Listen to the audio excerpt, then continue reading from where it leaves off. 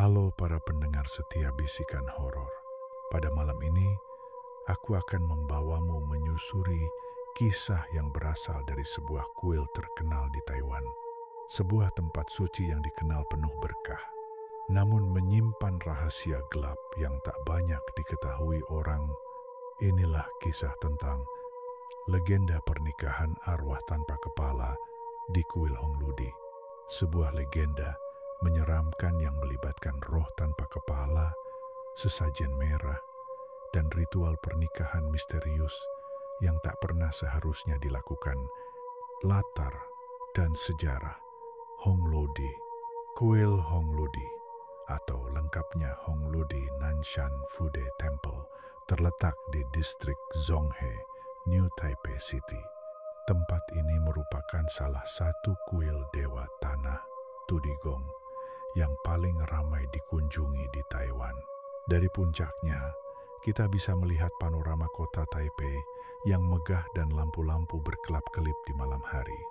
Namun, siapa sangka bahwa di balik keindahan tersebut ada sebuah kisah misterius yang sering dibisikkan oleh penduduk sekitar. Kisah ini bermula bukan dari bangunan utama kuil, tapi dari jalan kecil menuju punggung bukit, di mana dulunya sering terjadi kecelakaan aneh. Dan dari sinilah cerita horor kita dimulai, legenda pernikahan arwah tanpa kepala.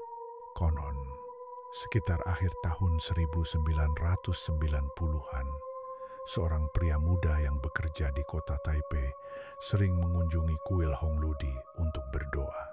Ia percaya bahwa Tudigong bisa memberinya keberuntungan dalam karir dan jodoh. Suatu malam, setelah selesai berdoa, ia memutuskan untuk menyusuri jalan belakang kuil.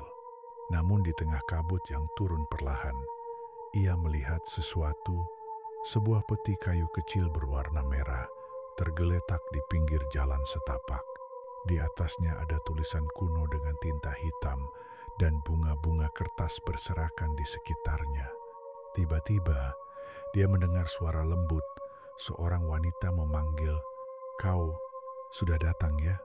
Pria itu memutar badan, tapi yang dilihatnya membuat darahnya membeku. Seorang wanita berkebaya merah, tanpa kepala, berdiri tak jauh darinya. Di Taiwan, ada tradisi kuno bernama Ming Hun atau pernikahan arwah, di mana arwah orang yang telah meninggal, terutama yang mati, tidak wajar dicarikan pasangan hidup dari dunia nyata agar jiwanya tidak gentayangan. Biasanya, keluarga yang putus asa akan menaruh sesajen, potret, dan peti kecil berisi pakaian merah di jalanan. Harapannya adalah seseorang akan memungutnya, dan siapapun yang menyentuhnya akan dianggap telah menerima lamaran sang arwah. Dan sejak malam itu, pria muda tadi mulai mengalami kejadian-kejadian ganjil. Awalnya hanya mimpi-mimpi aneh. Ia bermimpi duduk di pelaminan berdampingan dengan wanita tanpa wajah, dikelilingi musik tradisional dan suara lonceng. Ia terbangun setiap malam dengan bau dupa yang menyengat, meski tak ada yang menyalakan dupa di kamarnya. Lalu mulai muncul jejak kaki basah dari jendela menuju tempat tidurnya. Telepon rumah berdering tengah malam, tapi saat diangkat, hanya terdengar suara napas berat. Suatu hari, ia menemukan gaun pengantin merah tergantung di lemari rumahnya. Saat ia mencoba membakar peti merah yang dulu ia temukan, api tidak mau menyala, dan tiba-tiba muncul bekas cakaran di tangannya. Dengan kondisi semakin memburuk, pria itu akhirnya pergi ke seorang biksu tua yang dikenal bisa berkomunikasi dengan roh. Biksu itu hanya melihat wajahnya sebentar, lalu berkata, "Kau sudah terikat dengan pernikahan arwah, dan arwah itu tidak rela kau bersama wanita lain."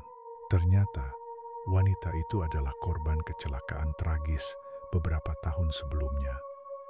Ia meninggal dalam keadaan tak wajar. Tubuhnya ditemukan tanpa kepala di belakang kuil Hongludi. Keluarganya tak mampu melakukan ritual penghormatan dengan layak. dan arwahnya pun gentayangan menunggu seseorang untuk dijadikan suami di dunia roh. Untuk melepaskan ikatan tersebut, sang pria harus melakukan ritual penolakan pernikahan roh, membakar pakaian merah, serta melakukan persembahan khusus di malam bulan purnama. Namun, bahkan setelah ritual itu, beberapa orang mengatakan arwah wanita itu masih terlihat di sekitar jalur belakang kuil.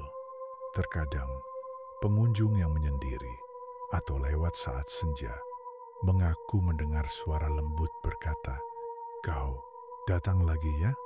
Teman-teman, bisikan horor, legenda seperti ini mengajarkan kita satu hal, bahwa di balik kepercayaan lama dan ritual-ritual tradisional tersimpan kisah-kisah yang tak bisa dijelaskan oleh logika.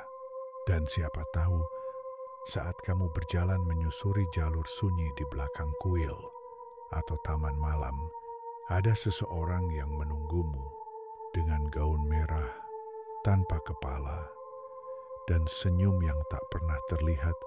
Selamat malam, dan waspadalah terhadap undangan yang tak kau minta. Terima kasih telah mendengarkan cerita malam ini di Bisikan Horor.